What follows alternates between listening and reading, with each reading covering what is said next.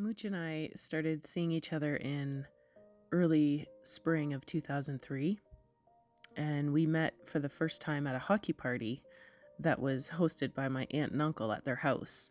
It was literally like in passing and very casual, but also an oddly intimate 5-minute chat, I remember.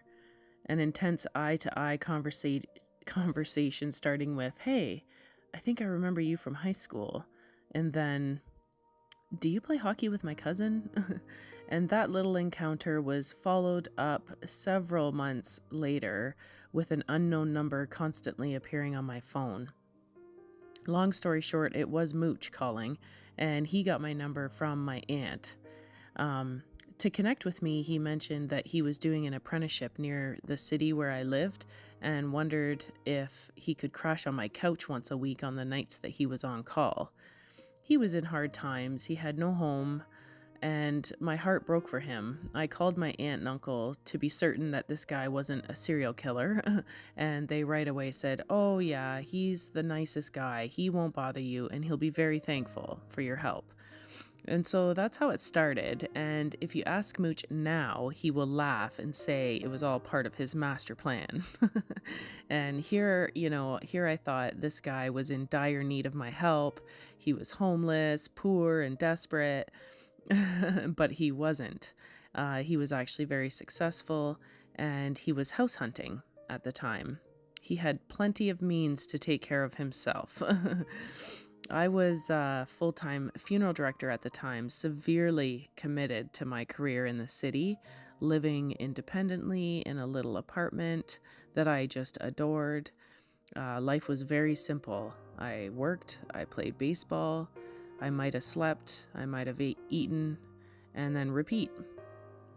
Mooch, making his mark in the HVAC and mechanical world, was also working very hard, and at the same time, he was taking college courses to gain more certification in his trade, which, by the way, has really paid off for him.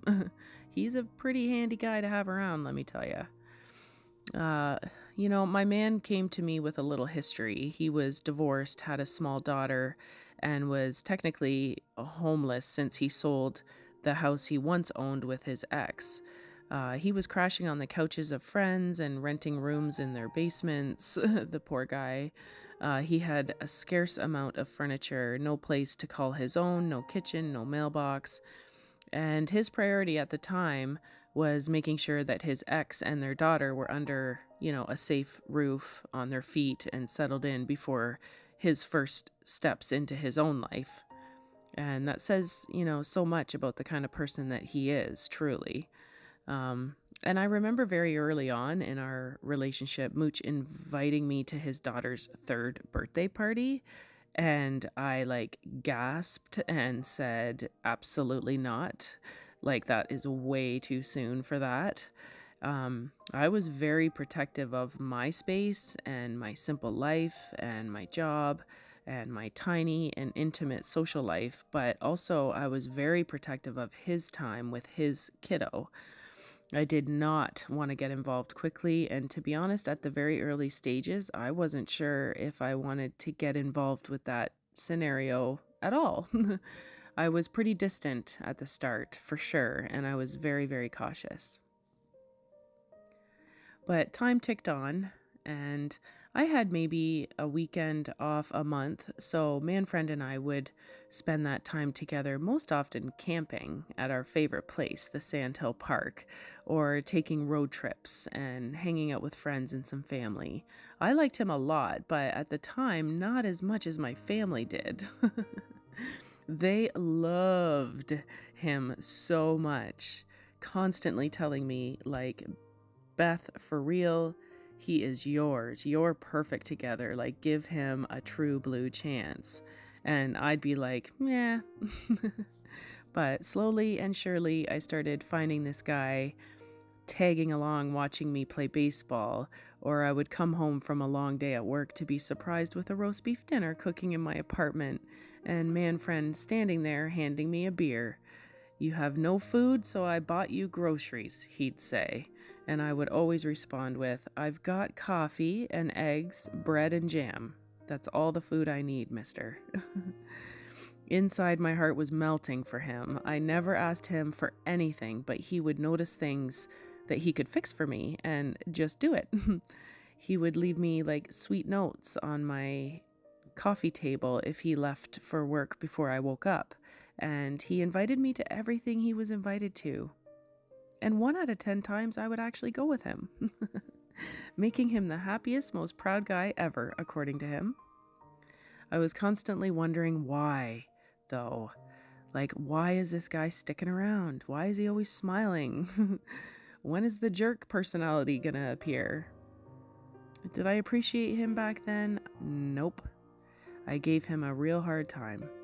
He had a brick wall as thick as thieves to break through before getting to me, and I was not easily convinced that any guy was a real good guy. But you know what? 20 years later, I still see him the exact same way as I did back then. He has never changed. He is that real good guy. And thank God he never gave up on me, because when my wall finally came crashing down after he chipped away at it for so long, my life changed forever, obviously. So I'll save you the sob story of us thus far, because every single relationship comes with its own healthy highs and lows and growing pains and learning lessons and intensely cherished memories, which are some amazing, some sad, some funny, some glad. You know, my family was right. We are absolutely perfect together, and we have built a beautiful life now. And we're about to embark on something like truly magnificent, which is living out our Cape Breton Island adventures that we dreamt up together all these years. We may not be married officially, and we may never be married officially, but we are, without a shadow of a doubt, until death do we part. Thanks for following our journey. We're nearly all packed for our move. Can you believe it? Like, I'm feeling very satisfied lately. All these organizing and downsizing projects are feeding my OCD beautifully. I'm thoroughly enjoying this stage, my friends. And in a few weeks, Manfriend and I hit the road to our beloved island for a visit. We have an agenda there. It is not a vacation. We have people to see, things to confirm, plans to set, and a load of life to deliver to our storage unit.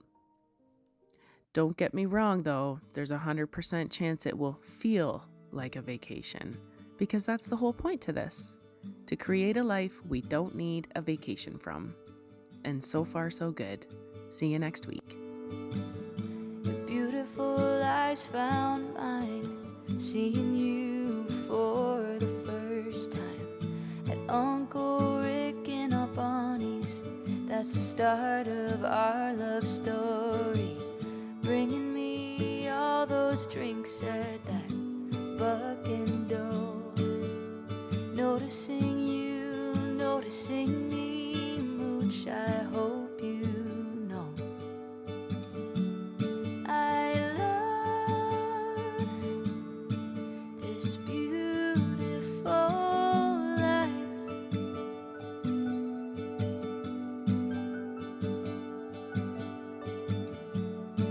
Years together, we fit so right.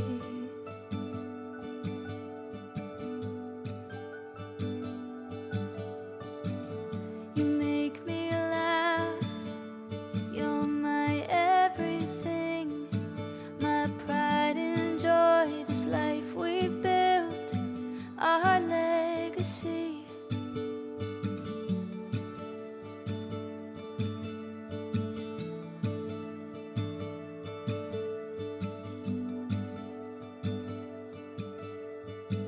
Our legacy. Our first camp out, that weekend at Sand Hill Park, talking for hours, just us two, felt like the whole world was ours. My Manfriend Mooch, thank you for all the memories, sharing our lives together, making such a wonderful family.